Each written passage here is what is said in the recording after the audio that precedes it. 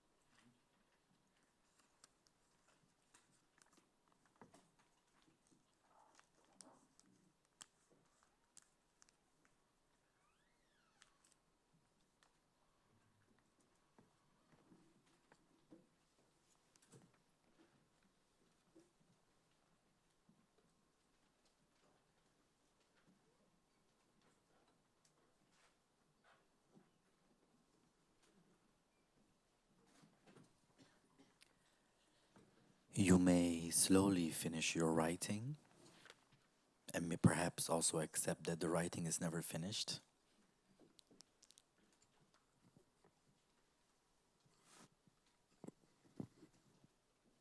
And when you're finished writing, you can maybe fold the paper, place it somewhere safe, inside of a pocket, inside of your bag.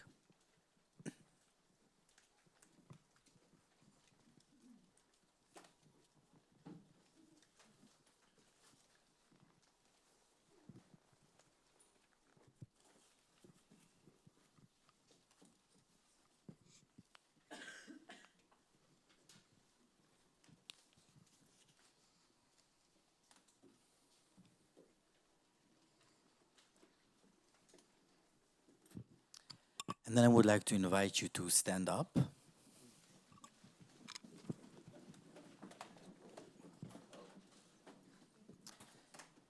and to close your eyes.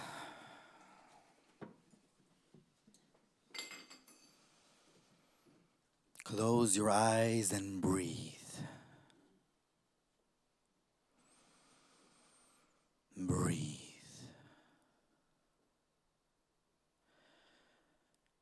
Breathe.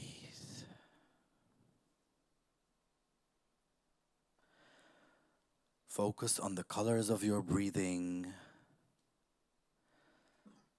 the movement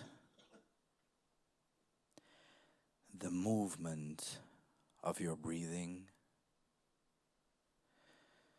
the temperature of your breathing, the weight of your breathing.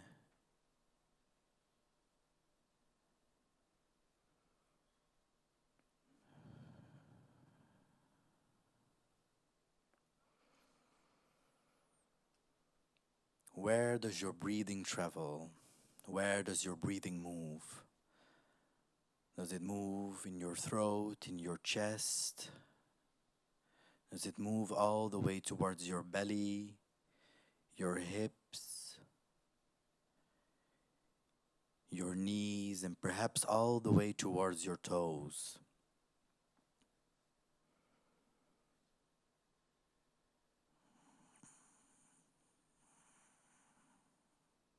Observe your breathing without judgment.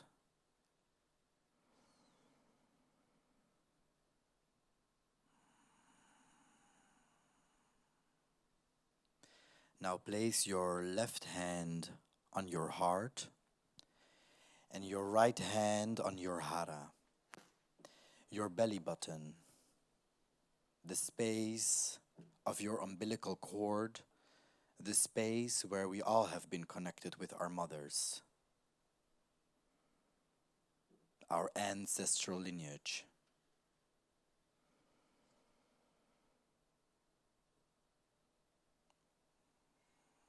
Observe how your breathing changes with this touch, your touch, comforting, holding your body.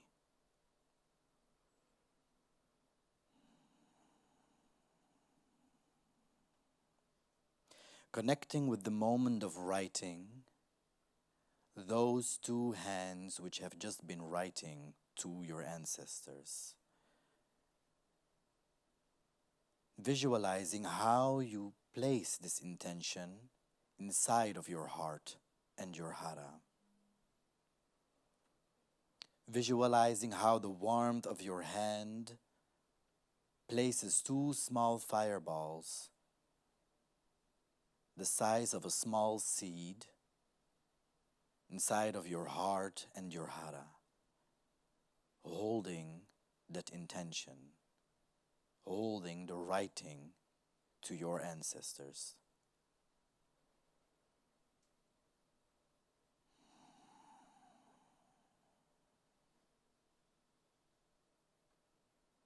Continue to hold this visualization inside of your body as you gently let go of your hands, resting next to your body.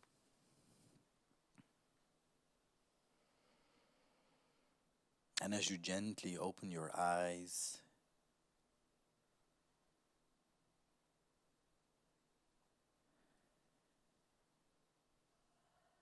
to take place on your chairs.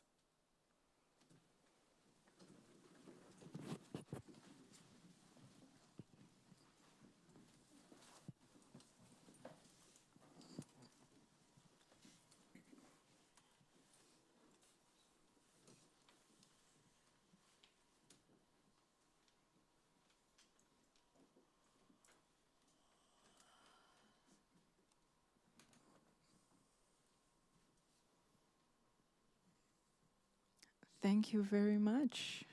I have to really say thank you for this because it has changed the way I want to approach this night. So thank you. New energy, definitely. Yes, I haven't properly introduced myself yet when we opened, when I was opening the event. My name is Alona van Rosmalen. I'm an artist based in Rotterdam. I'm part of a blended family, mother of 3 kids. 2 of them are my stepchildren.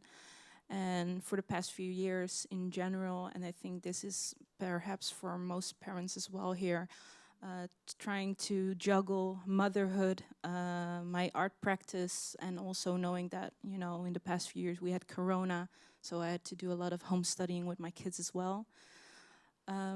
Yeah, this is Fazl. We did the practice with you just now. Maybe you first want to introduce yourself more properly. Maybe you want to say something more about the performance. I'll leave it to you. Thank you, and thank you, everyone, Art of Resistance, of Respectis, for creating this space and bringing all these beautiful people together. We already had a very lovely, or had many lovely conversations before. Yeah, so my name is Fazal Shir Mohammed. I was born and raised in The Hague, in a neighborhood called Transvaal, next to the neighborhood Schilderswijk, which I'm very proud of. And Yeah, I think what basically keeps me busy in life or gets me inspired in life is these types of conversations, but also really inviting myself and others more and deeply into the body and connecting that with ancestral work, questioning also these notions of ancestry, expanding beyond notions of only blood lineage. Myself growing up in the neighborhood I just mentioned means that I grew up in a very multicultural hybrid environment. And this is also how I would identify myself as someone who is very hybrid, informed by many different cultures, coming from very painful histories in which many of my ancestors have been very resilient and in that journey as well have found many others in many different ways of healing practices, but also surviving, literally just surviving. And I think within this reality of surviving, my practice also holds trying to transform that into something that also moves beyond surviving. Maybe we can talk about it a little bit more later. Yeah. So that's a short introduction about myself. Yeah. Charisse, Yes. please. My name is Charisse, and I graduated in 2016 in the School of Arts as a dancer and choreographer. And I guess after my education, I was longing for more or diving deeper in energy and how to approach dance from a different way or not the way I learned it in school, maybe. So I was searching and longing for connecting to my body on a deeper level and how to heal the body with dance, with movement, with energy, which I researched a lot the last years. So next to that, I'm a shaman, giving a lot of healing sessions, and I'm combining the more energy work with the dance for dancers and non-dancers. And I guess what inspires me is that the body knows it all and also shows it all. And that the power is really within, although we sometimes tend to go outside and want everyone else or anyone else to fix us. Thank you very much. And then the last of us, Kuda. Hello, everyone. Good evening. How's everybody doing? Everyone good? Okay. Yeah, so my name is Kuda Nemane. I was born here in Amsterdam. I am from Zimbabwean roots and Dutch as well, and some Malawian in there as well. I've always been into sports and as a kid playing outside, but then later on it got more serious until the point where I was 18 and I started studying under the stepdad of my best friend, and he was a martial artist and a yoga practitioner, amongst other things. And I actually quit high school because I felt like this was my calling. And since then, this is the path that I'm still on. I now give massages. I am a yoga teacher. I sometimes also give workouts, which are my more of a combination of martial arts and yoga together. And yeah, I give workshops sometimes. I love what he did over there. He's an amazing performer. That was to me more like almost a journey and experience. It was amazing. Um, so I like to learn from others as well. I'll try and do this in my yoga class soon. But yeah, that's a little bit about me. Yes, thank you very much. Yeah, like I said before, we get into a room and there's a certain intention that you have, and it kind of changed after the exercise that we did in a really positive note. Um, when we think about the art of healing, or the, the topic why we are here, it really starts with, what does bodily awareness means to us. There are many ways to approach the practices that we have, but to really focus, to go towards the healing, it's really nice to start with our body. For me, for example, when I think about bodily awareness in my practice, first of all, it's always a little bit awkward for me, I think, when people ask me, what art do you make? It's a never-ending question that kind of haunts me in the practice that I'm in, and perhaps maybe that's also for you guys, because it's really hard to give a one specific answer to that. Because on the one hand, art is something really personal to me. Last time I also proclaimed loudly, like, no, art is a really selfish thing for me. It's really about me. It's all about me. Even though for a long time I wanted to use it for, for good, to make social change or to be part of a social change, to move conversations forward, etc. But in the past few years, especially through my kids, becoming a mother, many things when I were younger, my body, there were things that I took for granted. I was young, I was fit. And then when I became pregnant, especially after giving birth, it's a confrontation to feel like, oh, certain body parts are not working properly in the way that I was used to so much. And then my art practice really became a way for me to really navigate the personal struggles. I think when I was younger, it was already serving me in that way, through, escaping into the fantasy.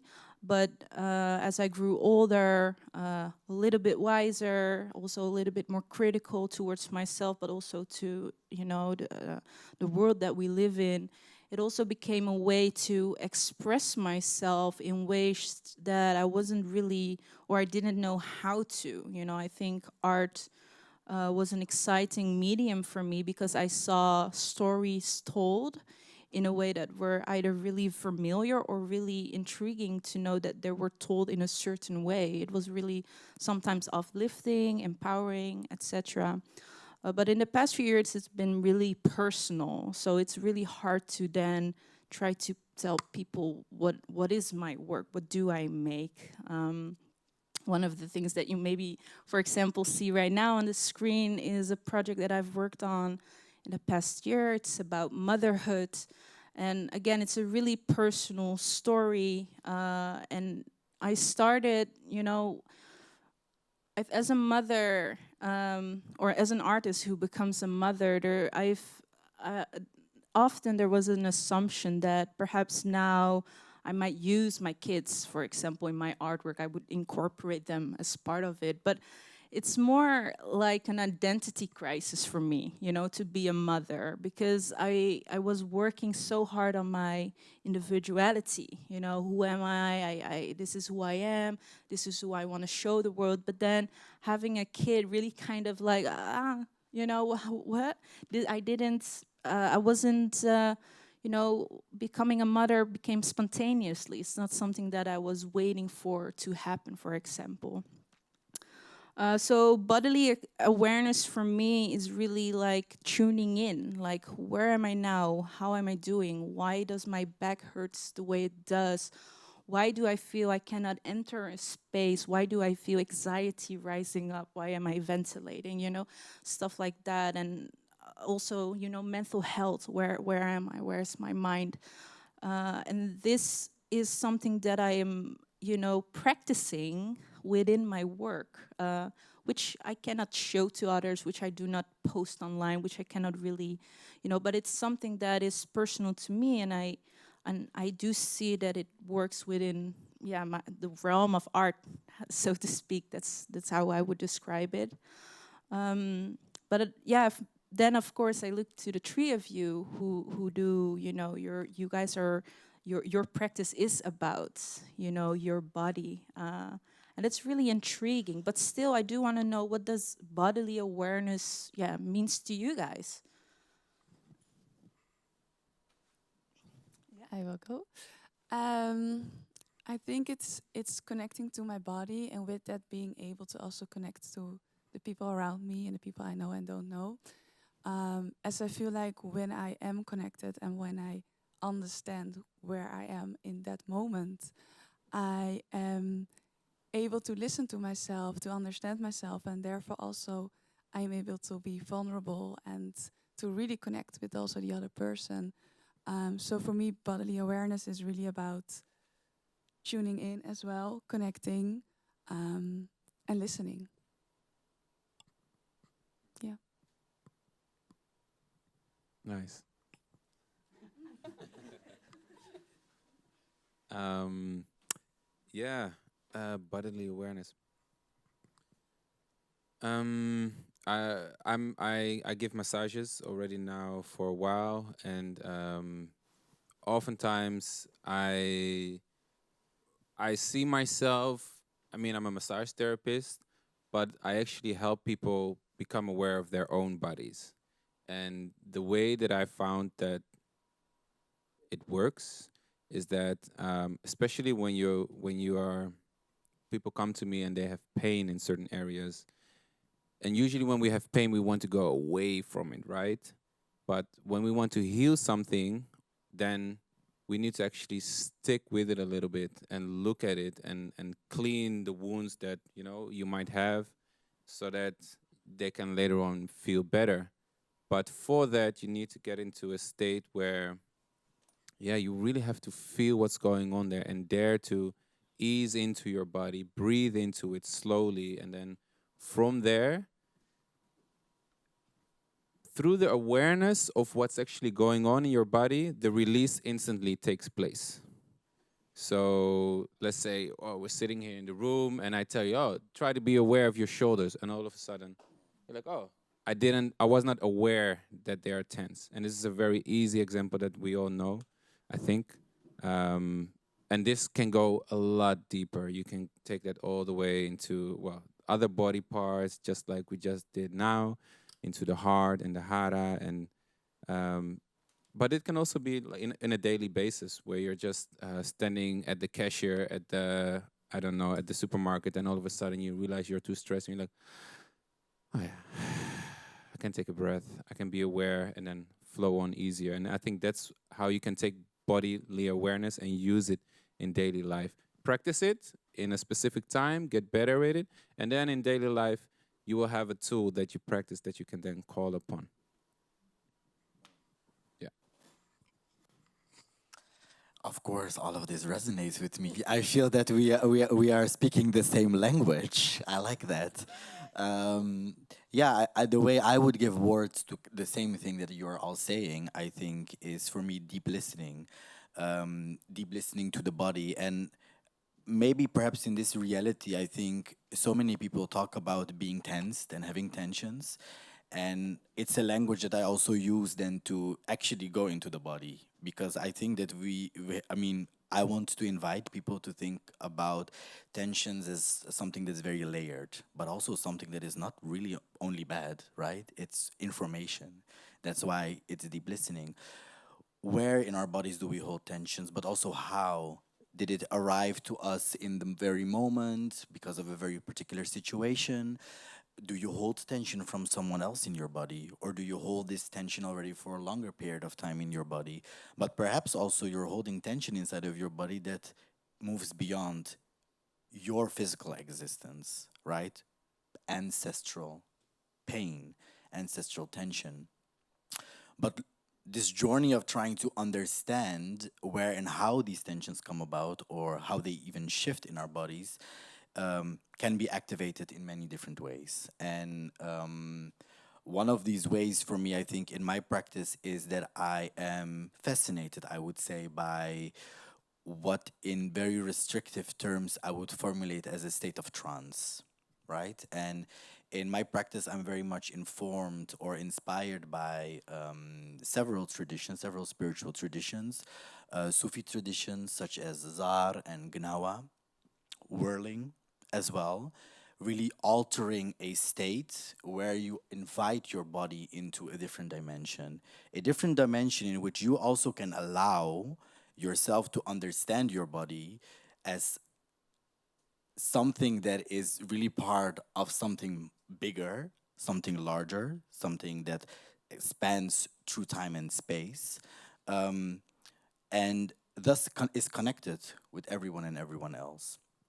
Um, and in these different dimensions, or in these kind of different states where we arrive by dancing, I think we are all experiencing it. By the way, I mean I have a particular practice that or practices that I'm inspired by, but I think we are all experiencing. For example, when you're in a club or when you're dancing and you have this certain kind of feeling, we never have just one state of being throughout our day or in our lives. But then how to actively use it, to intentionally use it, to tap into a space of transformative healing, I think is what for me is bodily awareness is for a very big part about. And I want to already connect one concept there. What I'm fascinated about are the spaces in between. So there is for me a spirit in between our bodies, but there is a different spirit existing in between your bodies. And one of the ways for me to describe it maybe even more easily is weed. Weed consumption. I love smoking weed. I know a lot of us love smoking weed, but the way in which weed manifests inside of our bodies is different for all of us. That shows to me, or is an example of how that spirit of between you and that specific weed is different for someone else. Um, yeah, and tapping into that, acknowledging constantly the spaces in between, spirits in between us, beings, objects, plants. Um, that is for me where a bodily awareness starts becoming transformative. Yeah. Okay. Yeah, this is really beautiful. And what you, what kind of, what I'm thinking right now is that with what we have talked about, you know, especially where you take your inspiration from, you know, this element of spirituality. Yeah, the the um, uh, yeah, I lost my word. I think maybe somebody wants, you know, what does it listening to him? Do you maybe know I'm or learning a yeah, lot as I'm yeah, listening to yeah. him, so I'm just taking it in. Um, I think even when I feel him speaking, or when we did the exercise just now, I feel a very strong presence when you speak and when you yeah the way you observe things, and I think that's very intricate how you are looking deep into okay what do these energies really mean, and you're talking about trance. That's also very interesting to me. I never consciously stepped into that state. um but you say that you experience a specific type of awareness when you're in that state, and how then do you think you can use that, or to heal, for instance? How can you use that to heal? Yeah, big question. One of the most important things in that space is that I can allow myself actually to not be in the world of words. And that's maybe one of the first things. I think it's beautiful, the world of words, making things tangible. But I also think that this reality in which we live now, words are very dominant, are very, very dominant. And I don't think that it's always healthy for this transformative healing processes. I think I want to invite ourselves into, oh, I see this beautiful image, a trailer of a work that we made. And that's definitely connected with the kind of movement practice I do. Yeah, where you can allow yourself, for example, the words that we just wrote, the moment when you start dancing with that as an intention, it will transform into a space that is not in words anymore. But then when you come out of it, you find yourself in another space, in another reality. Maybe you feel perhaps relieved, but maybe you also feel even more tensed. Um, and I don't know, I don't even actually have a clear answer, to be really honest. I think it's constant discovery, and I think that's also what this journey of the body is about. That it constantly invites you into an infinite journey of understanding the world differently. And by going out of this very fixed, rigid, everyday reality, you also allow yourself to be placed into perspective, like not as someone that's insignificant, but as something, and like the worries that we have and the pains that we experience and the depressions that we go through and the hardships, and but also even the joy that is very relative. But I'm curious also, of course, yeah, to hear from you about indeed this question, body and spirituality. I know we all have an idea about this. What is that? What does that mean? What is spirituality in, yeah, embodied practices for you?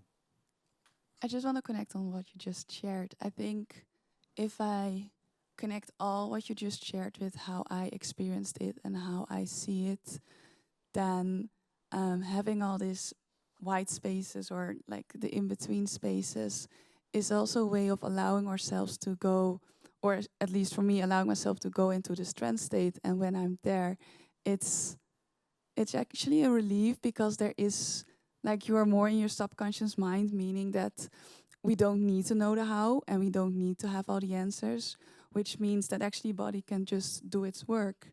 And therefore we will get the answers, but maybe not on the questions we want to know, right? So I feel like going into this trance state allows me at least to release tension or find joy or whatever, experience freedom or whatever, all that's there, without needing to know the answer, but just allowing my body to experience and therefore also heal itself. Because I feel like we're really, mostly we're really, we really want to know the how and the why, and this can be very good questions and it's not bad, and I also do that, so there's no judgment at all. But sometimes we're so focused on the how and the why, and that's we get stuck in this loop on like wanting to know the answers, and sometimes it's just the body that needs to speak and allow ourselves to channel the movement, and this can be movement as dance, but this can also be movement as breath or just, I don't know, tears. Like everything is movement. So I feel like it's the spaces in between and just giving yourself in that emotion or the space or the movement will give you the answers. This was my thought. And I love to see your movement. I'm now like, oh yes, exactly, yeah, yeah. Sorry for your chairs, but yeah, we got the good chairs. So, What I find so intriguing about your guys' work or the practices that you have, because I feel that in general, if I don't seek it, the only exercise that I will have in my life are either the walks that I go to school when I bring my kids, or when I have to go on a bike. And I do feel in general the pressure of, I want to be fit, I want to work on my body, not to just look fit, but because I feel like I want to be more confident in feeling stronger. It's like you don't feel confident if you wake up and there's already a backache and you're like, oh, You feel the load of, carrying yourself. So it's about, I want to be fit in that way, that I feel confident and strong. But then we live in a society that has so much, we need this, we need that. And especially with having my kids, I feel like I'm in a state of life where I'm just on the highway, just things go by so quickly. So how, and this is maybe a general thing for many people that, do not have a life that is already based in a practice that, ask you, your work is your passion, let's say. Then, what are your advices for me, for those who, it's not easy to go to a moment of peace? Or, I forget myself so quickly. Yeah, I think that's the society that we live in today. I think there's plenty of people who experience that in this room right now, isn't it? Okay, so and even me as a practitioner of this craft, I sometimes catch myself moving less than I would like to. I think, let's say, it's too much to go to a yoga class, or to you simply don't have time, or you don't see where you have the time. I think to have little moments, even if it's 5 minutes, 10 minutes, where you are with yourself, connecting with yourself, breathing, and from there moving, even though if it's just a simple stretch where you go forward like this. It's not so much about the movement itself. Sometimes it can be that your specific parts in your body need attention, but it's more about how you engage within the movement that you're doing. How are you aware energetically? And also mentally, actually the mind is very much connected to this to the energy world. They are it's the bridge between the energy world and the physical world. So once we feel stuck, or we feel pain in a specific place, we can start to feel, it's not just bodily awareness, it's also mental awareness, and which goes into the nervous system, and it's your whole being, and you have your energetic spiritual self as well. That's even more. But if you can start with the body and with the breath, and just relaxing that's already a great gift. And it doesn't matter, you don't have to go to the highest peak in the Himalayas to learn certain yoga practices, or go to expensive classes or whatever. It can really be as simple as what we just did: standing, closing your eyes, breathing. And of course, it's nice if somebody else guides you through it, because then you don't have to think about it. But once you get into a little bit of a routine, even if you're in the park or you're sitting down and you're like, my back hurts, and you just do a little stretch. If you just Google and find on something on YouTube which can work, but then the embodiment of the exercise is the most important thing. And it's also the most difficult one, but it's the one that pays off the most, I feel. Yeah.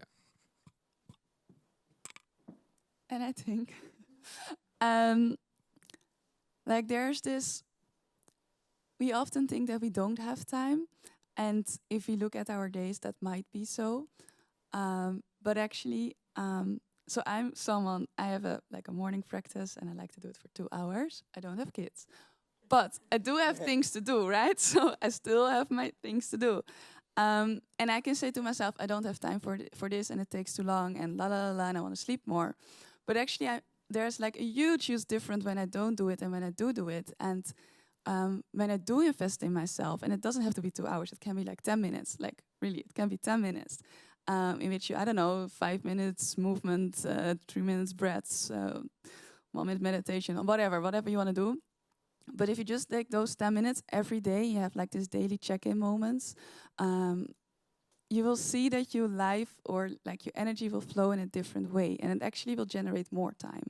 Or at least what I experience, and what I also experience with clients, is once from the moment you start investing in yourself, and again, it can be just 10 minutes, your energy will start flowing differently through your body and also your energy field. And this means things will go easy.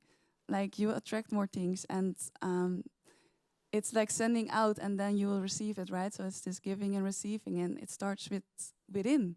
And although there's like this, we don't have time and we're all busy, there is time. And we all have 10 minutes. We also watch Netflix and we also watch television and we have time to text. And so just invest 10 minutes in yourself. And then if you want, you can expand. It's almost like you get in the car, you want to go somewhere, but the window shield is dirty.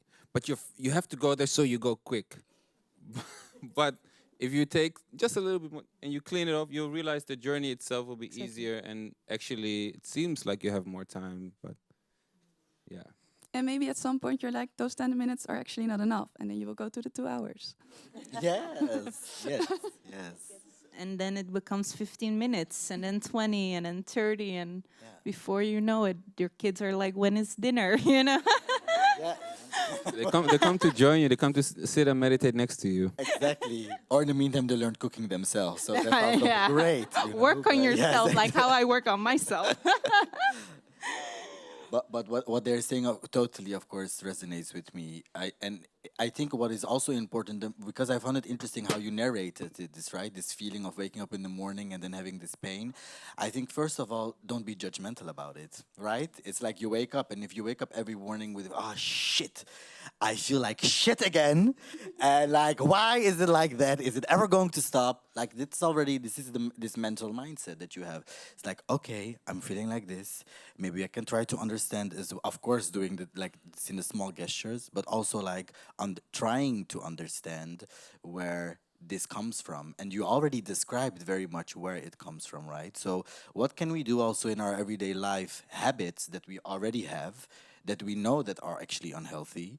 For example, I don't know, listening to a boss that complains all day long. I don't know, maybe you can start setting boundaries there. Already gives you a little bit less tension to wake up with the next day, you know? It's also these kind of gestures. So practice, yes, and building it into from a small practice maybe into something that becomes more regular or starts becoming a healthy pattern. Um, but also trying to transform other facets of your life which cause actually that tension, because you can do every day 1 hour yoga practice, but if you continue to be in that toxic relationship, honey, I mean, that yoga practice is just going to do only so much for you, you know. So let's be real. That's true. That's true. I think to give an example of this, I can, for myself. So I've been an artist. I've been trying to work as an artist. Started having part-time job at first. Last year, I had the chance to do a fellowship with Boymans in Rotterdam, to do an artistic research on art and motherhood. And for me, this, it's kind of like, oh, an art and motherhood, but the reason why I was able to do the fellowship was because I started to complain. I started with a complaint, saying that, I hear that you wanted to have more artists or murals made by artists of women of color, or at least more people of color. So of the 4 murals that were made eventually in the building, I was the last one. The first 3 were made by 3 white male, which is okay in general.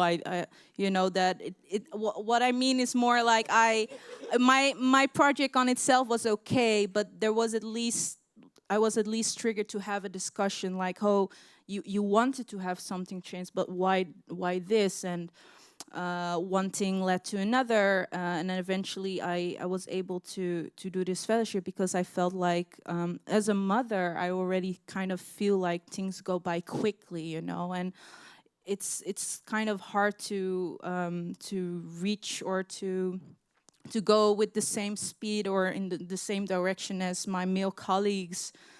And now that I was able to finally do the fellowship, it was a good opportunity for me. But what I found out after a year is that I was not happy at all. I was not happy at all with myself, with my works. I was really judgmental of everything that I delivered, and I kind of understood that it doesn't matter how much I complain about either the institute or either things are not fair, but I felt that as long as I stay myself in this in this space, I've tried for many, like 5 6 years already. During school I was busy, and it's like this is not anymore for me the space to flourish, especially as an artist. And I recently, for example, made the change to go into an orientation to become a primary school teacher.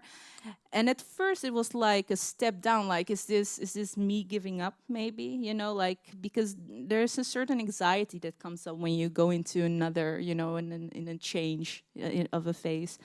But then I actually felt that because certain things were changing, there was an instant release of a certain tension. And with this, I felt instantly more inspired again. I had more dreams again. I had more general ideas again. And I was even looking forward to the future in a way that I wasn't even aware that I was not looking anymore at my own future. So I actually do really agree with what you say. There is, we already feel a general pressure of there are many things that we need to do. We need to be accomplished mothers, wives, girlfriends, best friends, etc., etc. But then we need to make sure that in order to be the best versions of ourselves, is the environment providing us to flourish in that way. And right now you see an example of one of my works that I did. Actually, this is not really connected with with the story that I told, but I do want to say that it is a story about transformation. And for me, this was, also why I love art in general, that art gives me a way to tell stories, to tell my own personal stories that I didn't know otherwise how to share them. It's not something like, hey, dad, or hey, mom, or hey, friends, or, it's just, and sometimes it's just an expression. I want to express something without really saying too much. And yeah, this is also, the whole the project here. It was Holy Mestiza. And I don't know, for those who don't know what a mestiza means in the Tagalog language, which I'm half Filipino. It's basically somebody that has, Western roots, who is a mixed person. And for me, at this point, it became so traumatic to be a mestiza, because, when you're here, I'm just, just an allochtoon, just a person of color. And then when I always fantasize of going to the Philippines, or when I was in the Philippines when I was younger, I always, felt I was a Filipino. Like in my soul, I felt it. But then I come there, and of course, it's just mestiza. And, there are many bad experience that happened to me for being a mestiza. But then there is also, religion and culture that plays part in what forms me. Nakedness, giving this kind of performance, it's something that I would not have dared to if it was not within the realm of art. My body has always been kind of like a presence where I kind of think about my artwork. It's either trying to tell my story through myself, or trying to use something else to tell my story. And yeah, I'm blabbering a little bit. I'm sorry. Yeah,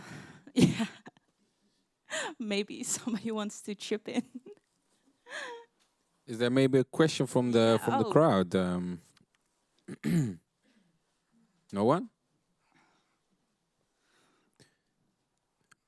Okay. Yes. Oh. I'm kind of curious to hear from any of y'all what you could, I guess, foresee the benefits of teaching these sort of embodied practices of creating a personal narrative for like young people, children, and like even older people. It's like throughout different stages of life, learning how to, I guess, embody or learn embodied movements, embodied creative arts for healing purposes. Yeah. Can you repeat the question one more time? Yeah. So how would you kind of implement these sorts of practices in a community, for example, at like different stages of life for different peoples? Yeah. Okay. Okay. So, like, what advice would have for maybe a community, for the children, or for all older people, or how we actually do that in daily life? Either or like any ideas for like a community practice. Mm. Well, that's a big question, actually, I think.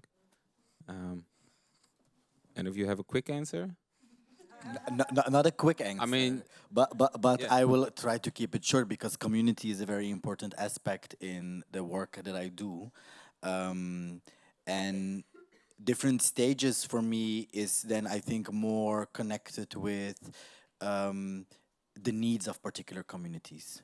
I definitely believe in. I come from a space that is very hybrid, so of course I stand for that, but I also very much value a sense of creating more safer spaces, and I also definitely believe in this concept of peers learning together and exchanging. So in those spaces where I transfer knowledge, one of my main concerns is as well to create a space where we exchange. So I have a particular approach to the world, to my body, but what is the approach of the other in that process? So even when I mean, actually at this point, I am for several reasons not teaching on a regular basis. I only uh, teach in a production, which I got funding for, so then I get paid.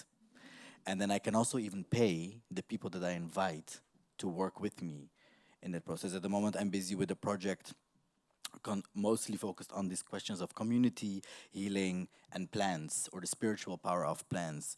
And I've invited about 40 to 70 people actually into the studio with different sessions where we're working together and exploring these questions, really having conversations with each other.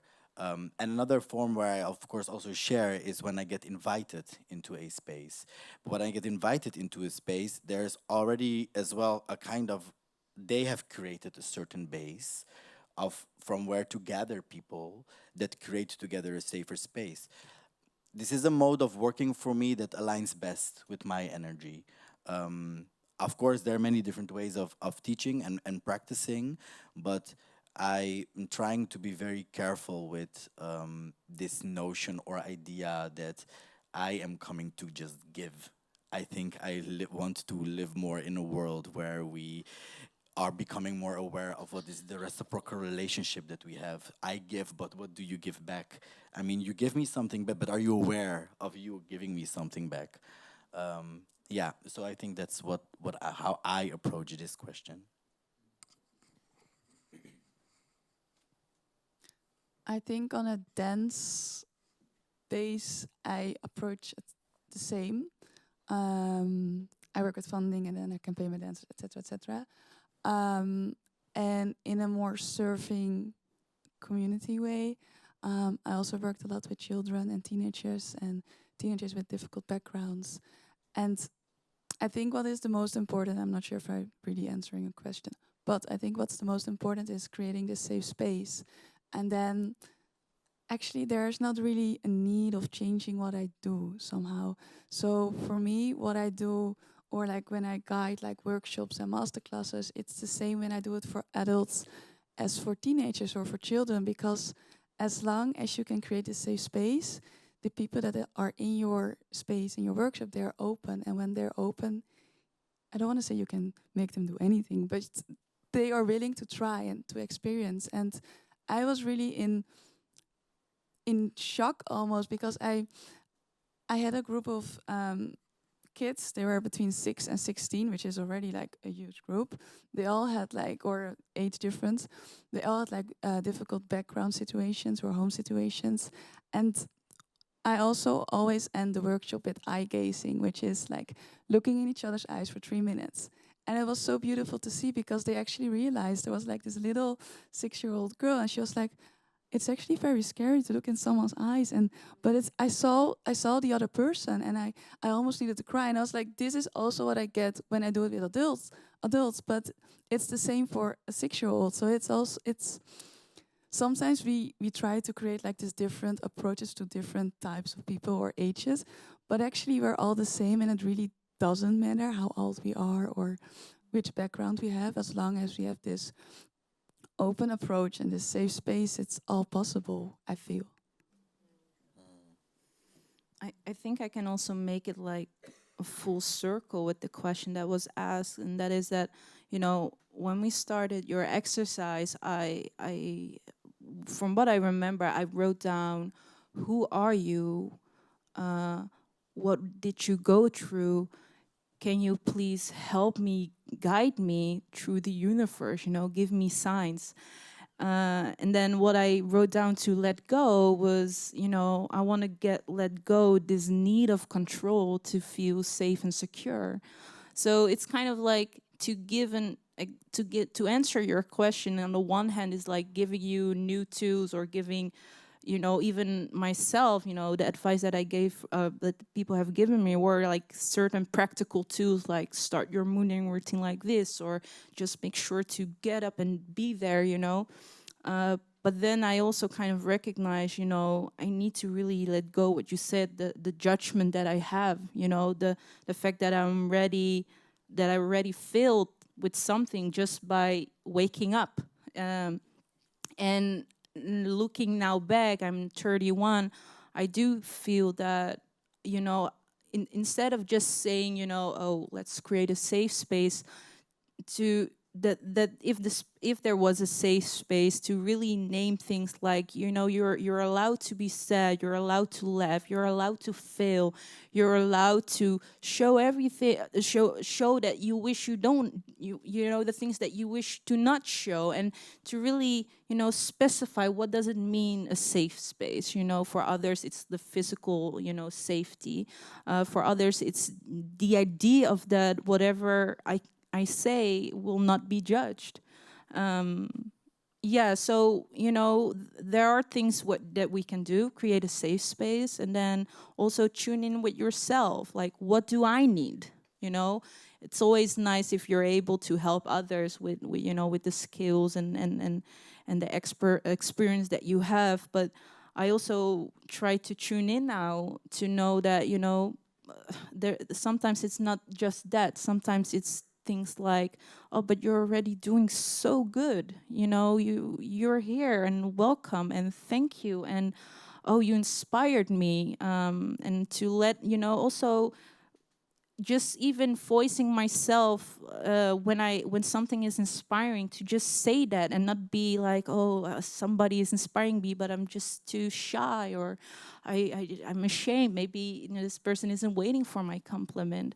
There are just many small details, and when I think about when you said gray areas, you were mentioning the gray areas, the souls between two persons, for example. But I'm also always thinking about gray areas, the things that we do not say, you know, the things that we wish to say, the things that maybe should have been said, but what should then have been said. That's something that is also really what intrigues me, personally, and also in my art practice. Yeah, I like that. Um, I think that is also a very important part when it comes to healing and the body, because we we tend to think that you might need to do these exercises and then your body will be fine, but oftentimes the roots of the pains that we have, or the aches that we feel physically, are deeper rooted in maybe some insecurities that we have, or trauma that has happened in the past, or even behaviors that you do on a daily basis that are not bringing your body into balance. So becoming aware of those and daring to look yourself into the mirror and confront yourself about with these things softly in a safe space, but to actually look at them, I think that also helps to relieve ourselves from these physical pains. It's not just the work that you do in the gym or in the mat or exercises, but also the emotional work that you do with yourself, with your friends, with your family, and in that way, healing becomes more of a lifestyle. Understanding that you need to bring a change in your lifestyle. Um, and when it comes to community, I think that's an amazing thing. But also a big challenge. I myself, for instance, I've worked together with an app that built gave yoga exercises to children for schools on schools. It's called the Super Chill app, and you can all download it and give it to your nephews, and they can do yoga with me online. But then I also see that the company which is sponsoring them doesn't see rapid enough growth, and they want to see numbers. And the people who are part of setting up the app, they had a specific idea and an image that they want to portray through it. But then the investors, they want to see different results. So it's also still a challenge how we can implement that into society and how we can all. I think the first initial step is that we take our own responsibility. Otherwise, yeah, we can ask to governments or to other entities to arrange events that make us more conscious and aware. But if we take it into our own hands, firstly within the household, or maybe at school, a program or a suggestion of doing the app, or whatever suggestions you have, like try to do it within your own communities, because it's not set up yet at school. At schools, it's not done yet. Hopefully, it will be in the future. I've seen things in England where they teach they don't give them they don't give them punishment after class, but they give them meditation after class. You know, and just a few schools. But then these kids, they come home and they tell their parents like, "Oh, I think you need to breathe for a moment," and they start to make them more aware. So it can come from the younger generations up. It can also come from up to down. It has to be there, and I think we need to take it there. So things like this is I think it's great. Did that answer your question, Lil? Yes. Okay, cool. Are there other questions in the Over there. maybe? Yeah. Hi, thank you very much. My question is, we talk about negative things, energy is a bit low, so I'm trying to get the energy high. Could you answer my question about when was the moment that you applied the method of healing that you remember that it had a positive effect? When was the moment? Anyone? Yeah, go. Okay. Well, I have to think. Yeah. Also, just to clarify the question, you mean the first time moment or just the last moment or any? Yeah. Mm. Go. No, go ahead. Yeah, I'm still thinking. All the time, all the Okay. time, honey. Yes, it's happening every day. I mean, I guess I also have like similar, like what you were describing, many different practices. I think I have about 3 practices in a day that I need to do. I'm always like, honey, I don't have time for your nonsense. I'm just busy with like moving, dancing, meditating, healing. So don't disturb me. But that's not always true, of course. I also get disturbed by the reality around us. No, but it's happening all the time, and I think again, what is very important for me is to not try to measure it. I don't have to feel like, okay, today was better than yesterday, or it was worse than yesterday, or now this afternoon I'm feeling worse than this morning. Doesn't mean that I won't observe that, but it won't be my way to evaluate or reflect upon who I actually am.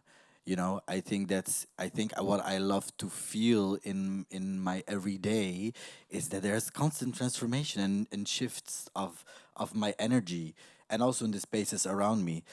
It's easy, really. I'm saying this also because it's very easy in this world to sometimes really hold on very rigidly to certain ideas. And when we're also just talking about this conversation and the hearing the things that have just been said, it's really about constantly tapping into creative energy, seeing life as a constant research, as a constant exploration. Oh, what am I gonna discover today? Not like, oh, I have to affirm today again that I am that person that I believe that I am and I should be or I want to be. Like, that gets boring after a certain point in life, I guess, for many of us. Also, very exhausting. Um, so, yeah, this research, exploration, tapping into creative energy, creating together, and that's also one of the things that I really do actively in my workshop. Of course, when I said exchange, I'm not expecting someone to give a whole movement research practice to me, but one of the ways that I do it is I invite the senses in actively into my practice, and that also means going beyond the five senses. Maybe you have already understood that because I speak about spirits and other dimensions, but it means that I would, for example, in my workshops, invite people to create their own altars that invite the senses in, and which you connect with a specific intention. When you bring people together in a space and have, I give homework always to people before they come into the space. That's a very important thing for me. I like, you can't come just to the workshop and just do nothing. It doesn't mean that I will get angry or something when people come and didn't prepare anything. It's about the fact that you had to think about something and maybe you realized, oh, I didn't manage. But what happens when you come together in that space is again exchanging and transforming. You had a certain idea that you were going to use this rose water in a particular way, but the moment that you come together in a space, you are allowing it to transform, or at least I'm also creating that space that allows it to transform. So constantly tapping into creative energy, um, and not holding on rigidly to one understanding of myself. That's why I'm saying all day, every day, fine. Yeah.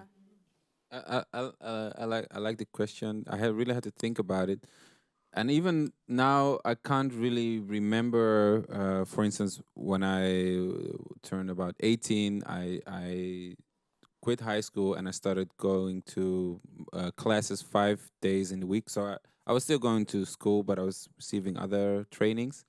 And we would do yoga practices and martial arts and kickboxing and boxing and stretches and running and all of that. But it is not, it wasn't really at that beginning moment that I thought like, oh yeah, I really feel the benefits of this. It was more so actually the community that I was invited into and the joy of training together and going through hard things together.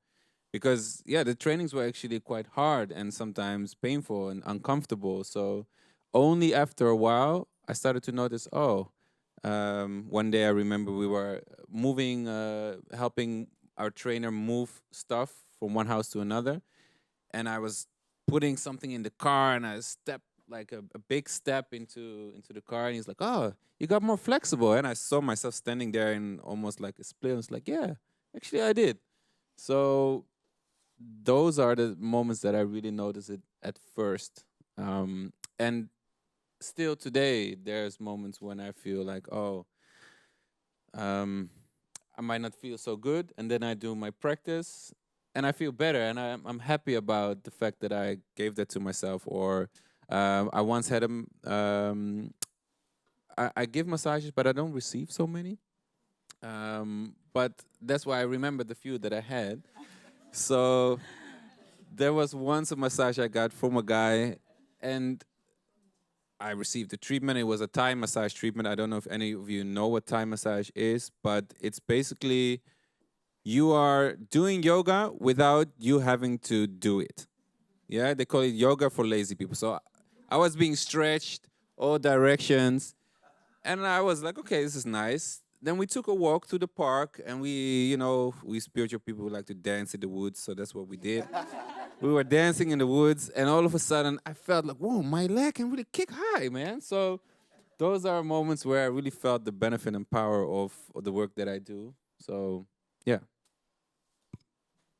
For me, a really small thing that I do, and like I come here as an artist. There are works that I can show on the TV, but the thing that I still do, and last Tuesday we our WhatsApp group celebrated our 7th anniversary year because we're still going that strong, and it's going outside after I brought my kids to school. I start my audio and I just make this amazing small podcast for my subscribers in the WhatsApp group. Shout out to Fart School.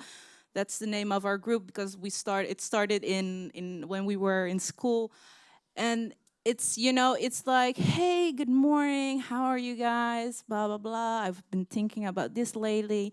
And for a half hour long monologue, my friends wake up, react like, hey, how's up, and it's this, I don't know. It's something that I do without thinking, but it's that one practice that gives me so much joy to make small, personal, mini podcasts for my friends, and they keep me updated with their things. And it was easier when we were in school because we see each other, we work together. But now our lives are more separated, and it's like we're our biggest fans, and it's like, hey, what's up? And then we get this personal message, and we listen. I listen to my friends for half an hour, even though we do not talk in that moment. It's like that's my community. That is gives me joy, and either through sad and good times. So, yeah.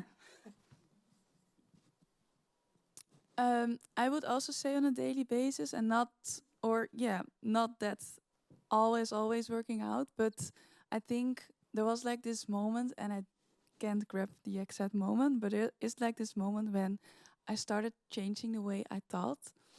And so instead of, and this has been shared a bit before, but instead of like labeling everything and seeing, like, for example, positive and negative, what if you can see it as a battery and there's just a plus and a minus side, right? So there's not this whole extra layer of the emotions that I feel or felt, and also about what I think or what I do.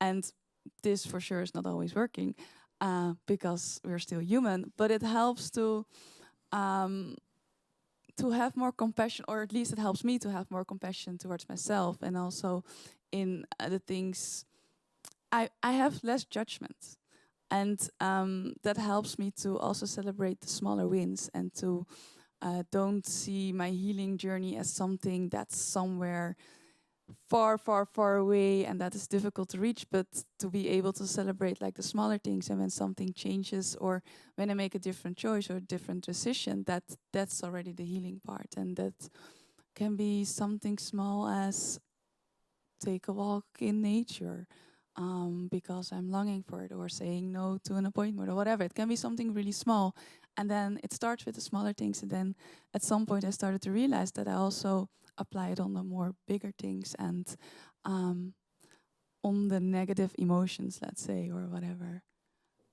Yeah. I like that. Um, I like how how you talk about non-judgmentness, because um, that does help you to be less stressed in life or less phased about whatever can happen in life. Let's say you missed the bus, and then you're like, shit, I missed the bus. This is a bad, like, whoa, like you could be a big thing. Or let's say you missed the plane, like, okay. But then you find out that for a specific reason you weren't supposed to be on that plane, or the plane that you took after that, you sat next to a great person that becomes a great friend later on in life. So if you don't judge things immediately and let your mind respond to it too quickly, then if you can take a moment to breathe, just let it in. And of course, we are human, so we have opinions about it. But in the end, we all have our own nature. I'm quite chill. That's my nature. But I think For you. Yeah. For some people, it even if you're overthinker, even just a little bit less can help. You know, or maybe sometimes I need to actually catch that plane. You know, that's better for me. But hurry up a little. But yeah, I like it. I like these questions from the public or from the.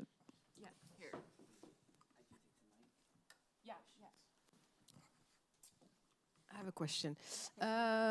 So I heard you speak about connecting to different. You were talking about different traditions. I'm curious to know. Most of you grew up here, right, in the diaspora, and you found ways to connect with ancestral knowledge and wisdom that was either taken away or hidden or not, either purposely or not purposely, not shared with us in the diaspora. I'm curious because I know a lot of people are trying to connect with that part of themselves. How did that journey start for you guys, and how, or and all the other people? Where did that journey start, and how did you find resources? Where did you look for these wisdoms, and how do you practice them? Okay, yeah, I will try to start off. Okay, where did it all start?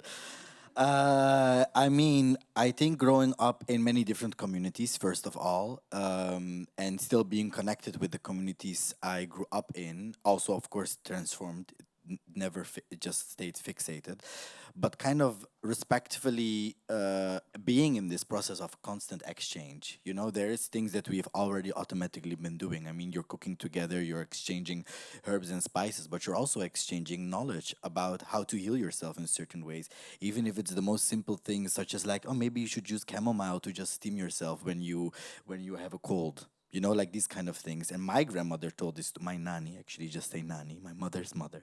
My nanny told this to me, but also my Moroccan friends told me this when I was younger.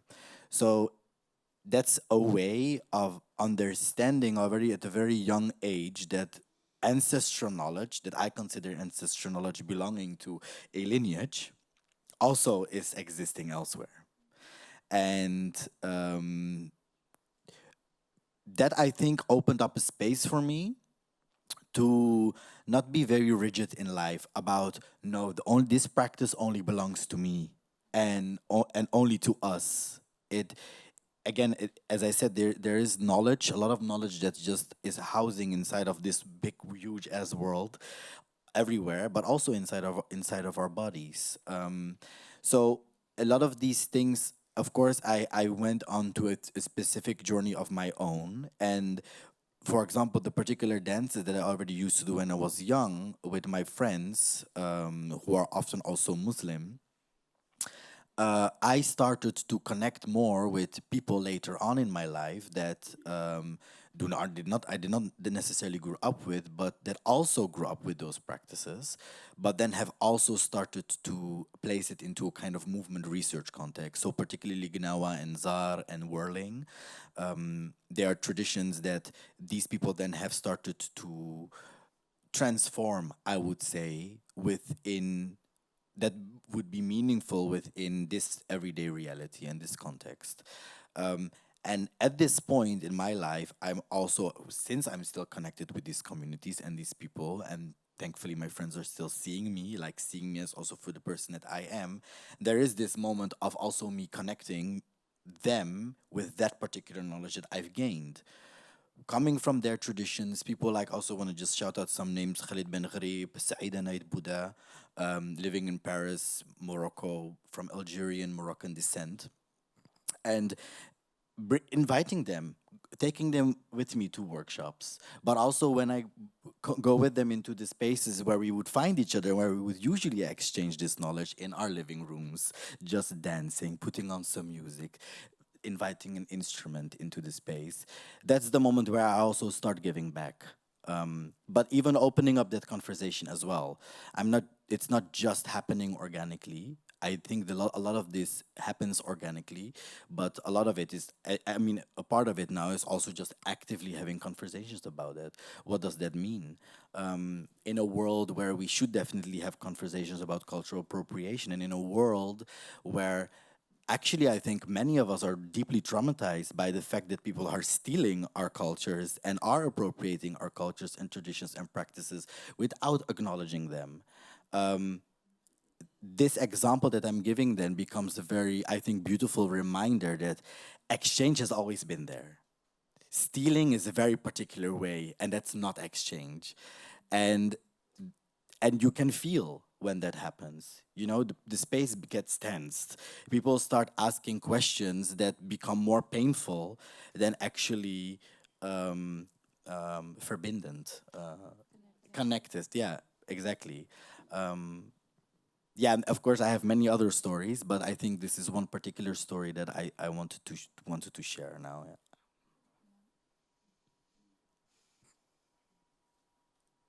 Thank you. Yeah, I like this question as well. Um, okay. So I've always been interested in like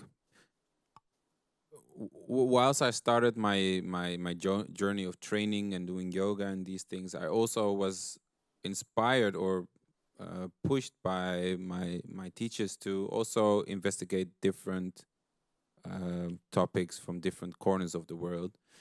Um, but I personally always had yeah, an interest for Africa itself, um, and just stories about Africa from Africans, and also when it comes to healing.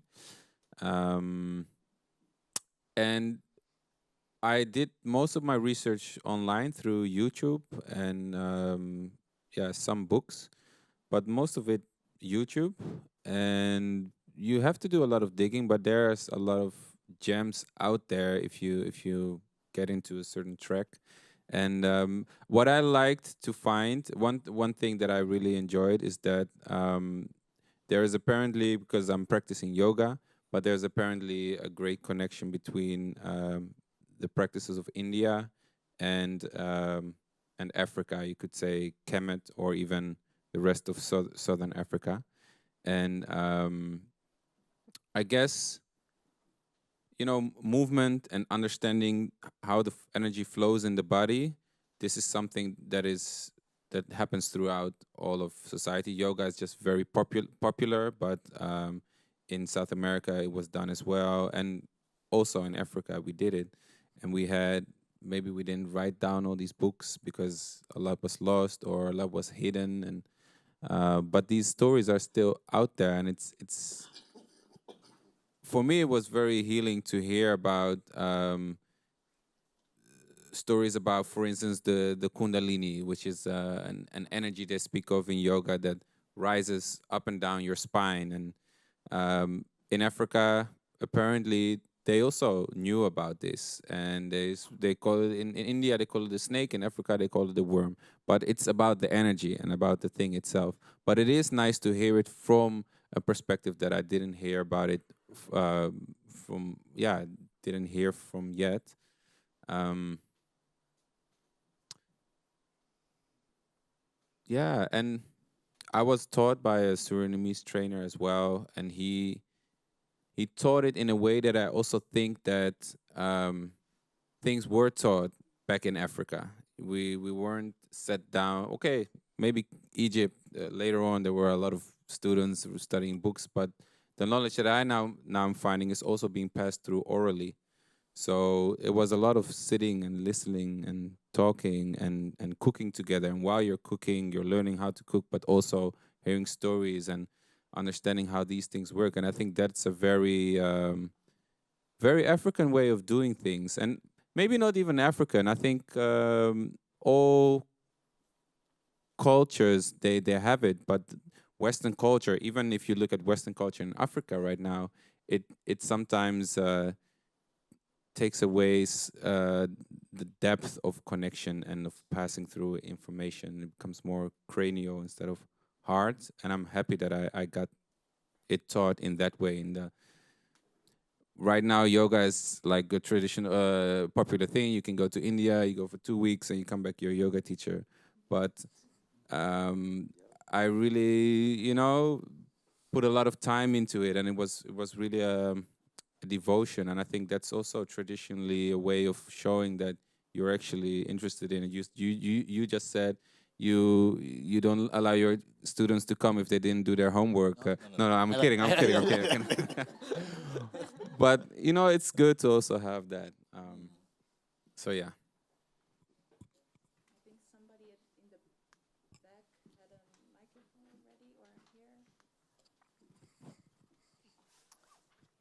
Thank you. So you've been talking a lot about how this healing is important for people in general and for communities and society. And I'm wondering how specifically it's important, in your opinion, for the art world, art workers, but also being channeled through art.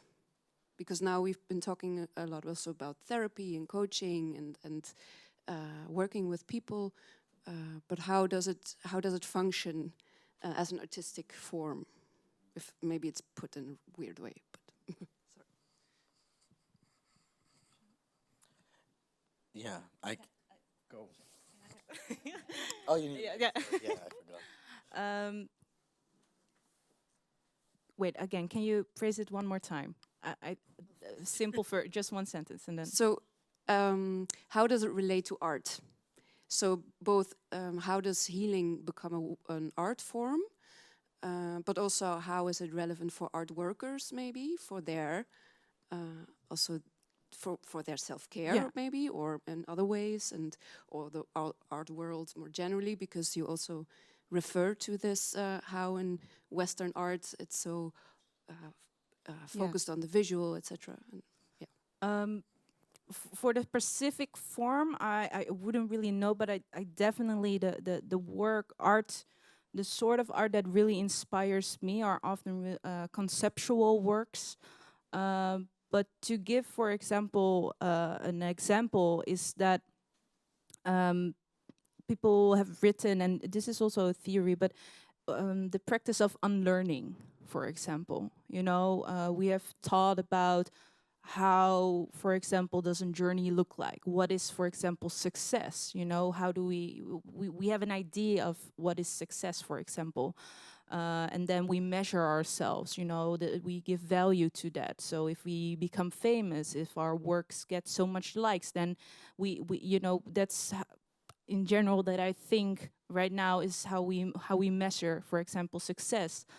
And then there are, for example, artists who and it's more in the performance form that you can see that kind of work is the practice of unlearning and learning things, and where they use habits. For example, there is I think it's also in Amsterdam. I don't know the specific name, but they were a company, and then the team, for example, they did certain meetings every Monday, and then they did cleaning together, and every day they had to start with doing chores, and they reflect on that, and it was kind of boring, and it was like, oh, we have to do it because we have to do it. But later on, after a while, it's also kind of like, oh, it's binding us, and it's also kind of relearning the idea of unpaid labor. Why pay somebody to clean the office? Well, we can do that together as a group.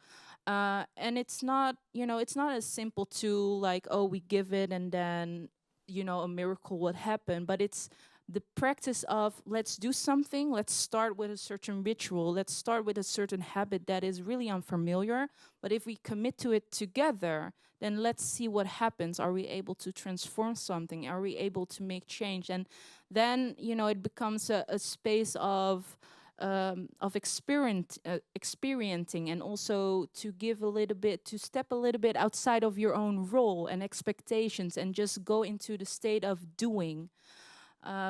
So this is for me personally how I always see a connection with healing and art, is that if for example I want to be committed to something, then to do that kind of commitment, for example, within the realm of art, is more exciting for me than the commitment of going to the gym every day for a certain amount to work on my body.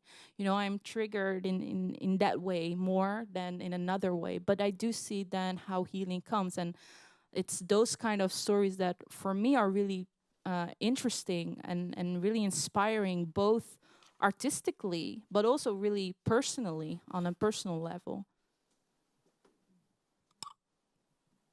Um, for me personally, my art is my healing, and my healing is my art.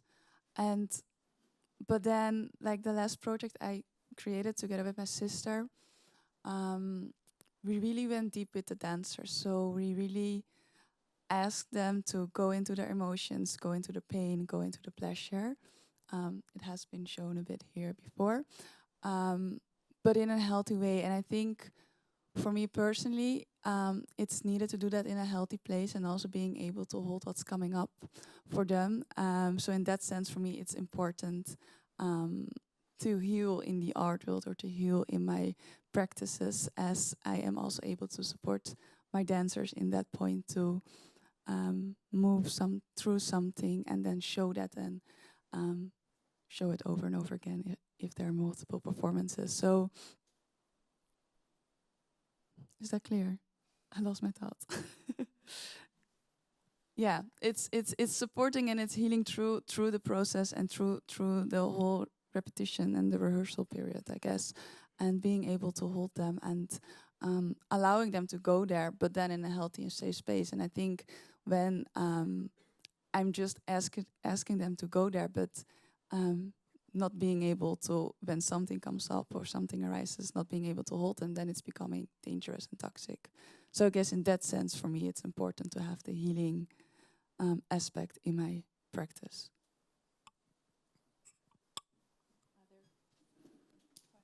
Yeah, I would there are actually. oh, sorry. Yeah, can I? Because I think there are a few questions, so definitely like finish your answer. Yeah. But I already saw two hands and another hand popping up. Great, So lovely. I will try to keep it short, but I'm gonna go political again. I think art, spirituality, and culture have been separated by the colonial project, first of all, and therefore also healing from it. And we live in this world where we constantly have to create or reproduce certain hierarchies, right? So you can only become a healer in this reality when you have an education in something, and then you get fun, like then you can get through your healthcare system can get covered only to go to this and this and that person. I think these kind of hierarchies are very destructive to who we actually are as humans. So first of all, I really think that, and if you specifically then look at it from an art perspective or from the discipline in the world of art, since it has become separated, it's reshaping that. So I would definitely recommend people to stop thinking in these kind of hierarchies and think that when you're an artist who has a degree or has a certain portfolio, that you have more rights to even say something. And of course, I have to be critical even about us sitting here. I think we are actively expressing ourselves, and I think it's beautiful what we are all doing. But in that sense, there are so many people out there who are actually doing really the work, but are not manifesting themselves or expressing themselves through this language, but are already doing art and healing, right? It's really in our everyday life. And that's also where I personally come from. If I had to start acknowledging that the neighborhood where I grew up in, the family where I grew up in, no, a lot of them would not consider themselves as artists or as healers. But if I start looking deeper into it from where I'm at right now, I start to understand, oh yes, they actually have always been, right? It's this, even in these conversations, often people start describing themselves. So yeah, but I am an artist now, but I don't come necessarily from a family of artists, you know. And this, I also used to say that. I'm not doing that anymore. I think that's nonsense. So yeah. yeah, just a practical announcement. Someone just whispered that we're already running late, but because we saw a few hands, I still want to get to those. So please keep your question brief. And for the panelists, I love how you're expanding, but also keep your answers a bit brief. And we can continue the conversation downstairs in a bit. So I actually don't have a question, but coming back to your question about like community and movement. So I join a yoga class every month by a great teacher. He's also in the panel. And and what I like about this class is that it's for free and it's meant for undocumented people, but everyone can join. And I used to go sometimes to yoga classes where I felt very intimidated by the teacher, by everyone who has the right outfits and the right poses and seems to do everything much better than I do. And in this class, it's so many people from different backgrounds that, and it's fun, it's light, and sometimes people don't even join. They just sit because they don't want to or they don't dare to. And I think that's so inspiring because they're there. Nobody told them to show up. They came and they do whatever they can, which is at that point, just be there. And I think that's so inspiring, and also the way that the teacher does that to allow that to happen. And I think that's very beautiful because it's not what the rules are, but to make space, and give people time. I think that's very beautiful and community-minded, and it's just in the center of Amsterdam. So I just wanted to share that as an example also. Cool, yeah.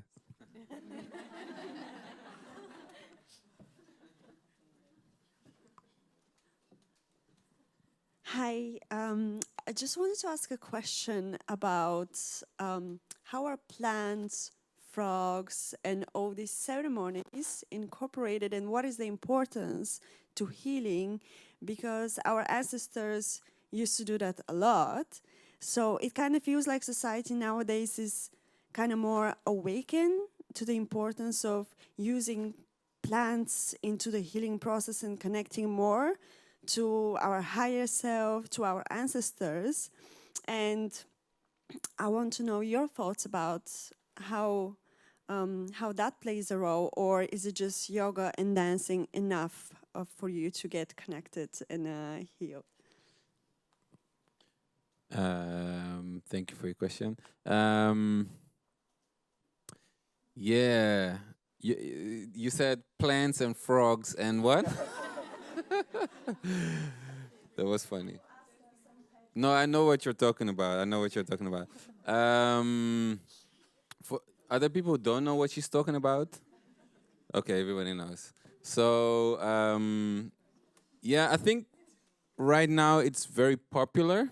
I'm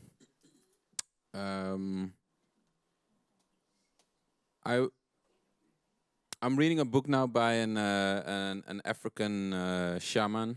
He's called Credo Mutwa Zulu shaman, and he is sharing about the things that he learned as a Zulu shaman and how much work comes into being able to see and do the things that he can do and see.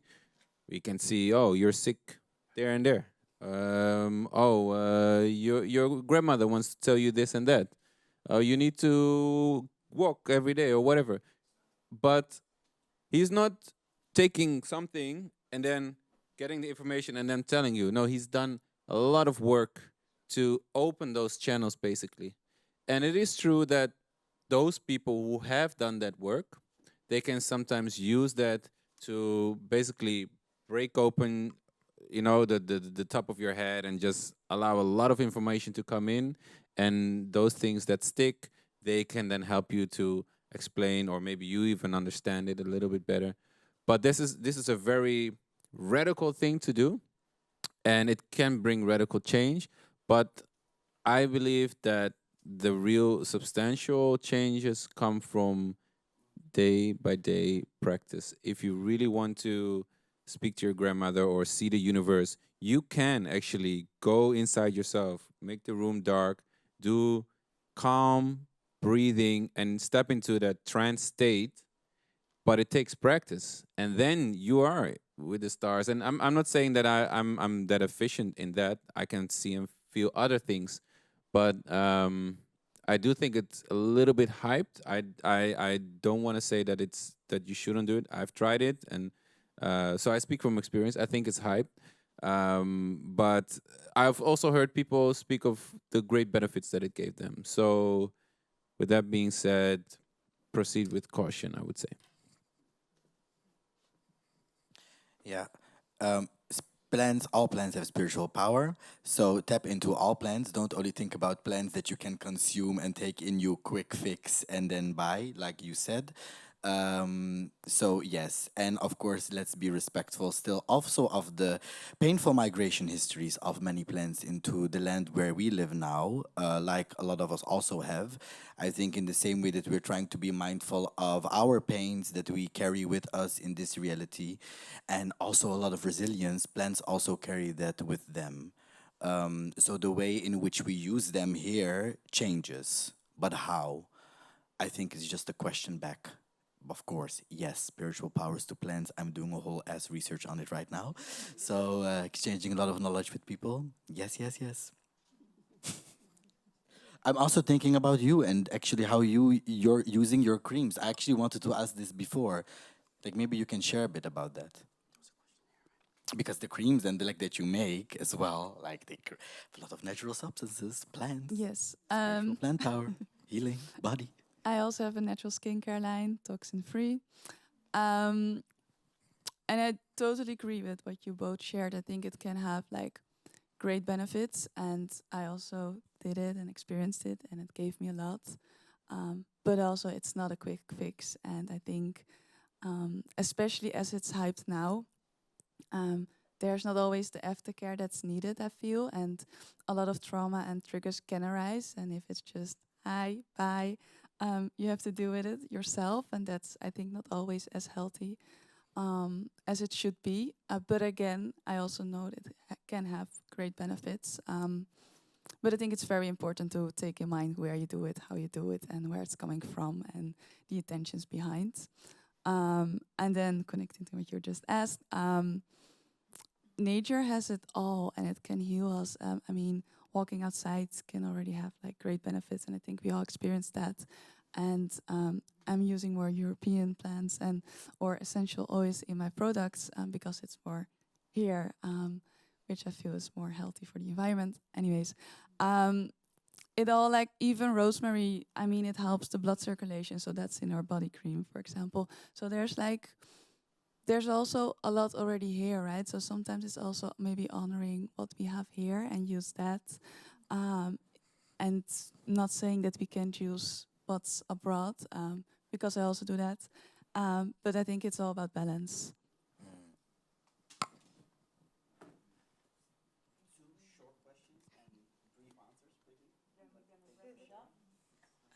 Yeah, I have a question. I want to keep it very short and simple, but I'm not sure if I can. You talked about healers and people not having the label of healers, but they're still healers. One question for everyone. Are all artists healers, or are our healers artists? Because I want to make sure that we are talking the same language here. I can keep it very short. I think we are all healers. We just are sometimes blocked and don't know how or don't remember how, but I think we can all heal. Okay. Yes. Do we all agree? No, I don't think so. Okay, that's good. Go, please. It depends on what you see as like healing. I think healing is something specific. I guess if we would go into that word, whoa. I mean, I don't know if I could define it, but some art, I don't think it's necessarily heals you. It can, but not necessarily, or it might not be the intention of the artist. But yeah, a tree is a piece of art, you could say, and to one person, they look at it, yeah, it heals them. So I don't know. It's a difficult question. If I see like a abstract piece of art and then I look at it, maybe it allows me to think about things in a different way or try to see something into that. But it feels more like a mental thing than more an energetic. Yeah, I think it's a difficult question. if I also feel you, I think there the for me the nuance is again in the spirit in between, right? Everyone is a healer, but I cannot necessarily heal everyone, or I cannot even activate in everyone healing capacities. It's very specific.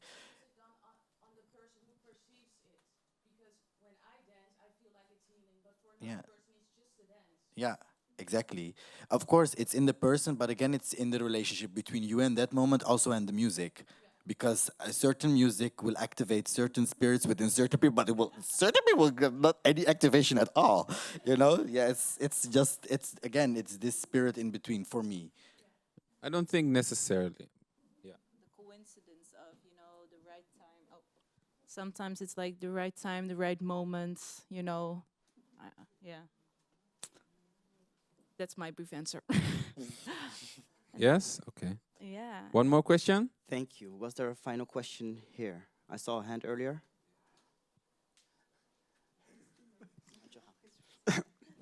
Hey, my name is Sam. I came a little bit later on.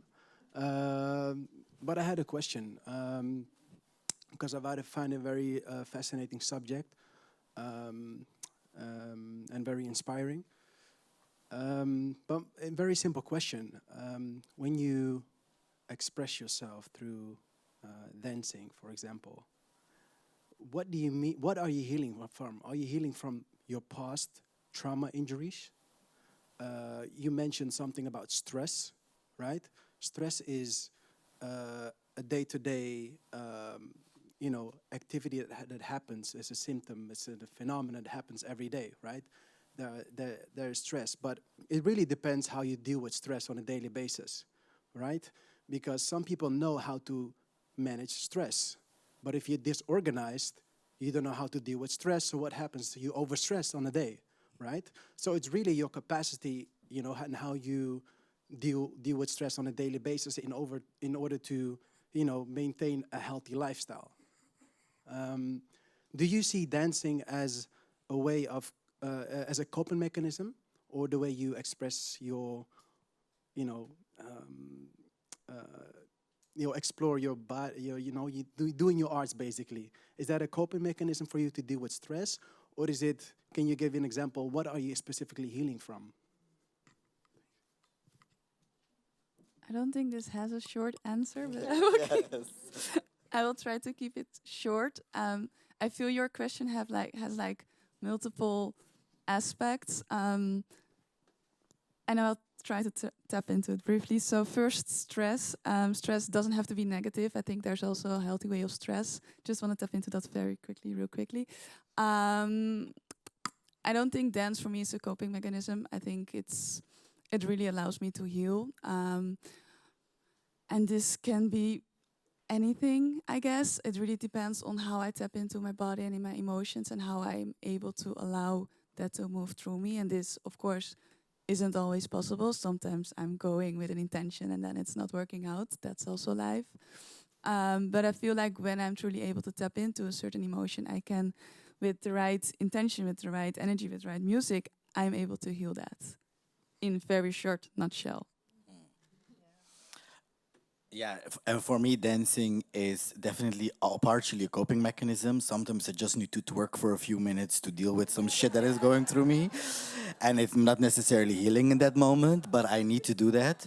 But there's also, of course, this intentional space of when I when I dance in, especially more in the studio space or whatever. I create particular ceremonies for myself or with others. I invite them in a very similar way as we did. I don't know, you were not there in the opening, but in a very similar way as we did in the opening, starting by writing. Start with words. Words are so present in our everyday lives. Express yourself first, and then from there, I have an intentional space to actually start dancing and moving. I would even do that sometimes for myself when I go to a club. I love dancing on Amapiano, for example, and I love doing that, especially before I go to Amapiano parties. I just write a little thing to my ancestors. This is what I'm dealing with. This is what I want to confront, and then I just go. Yeah, and if I necessarily heal, of course, not after one session always. This is for me, it's an infinite process, an infinite journey. Yes, thank you. It's, we can go on and on. I already can hear this, but we do have to wrap it up. It is time. to close the event. Of course, we'll go downstairs for those who still want to. We're still present to ask questions. A small shout out again, of course, to Afrospectives to organize this. Make sure to, you know, give us feedback as well on how the event went. And yeah, stay tuned for more. You can scan with the QR scan if you want to follow Afrospectives. And yeah, I want to again thank you all for joining us. It has been experimental all for us as well to do it in this kind of platform. And just again, thank you all for listening here and being here and yeah, giving us the time and space.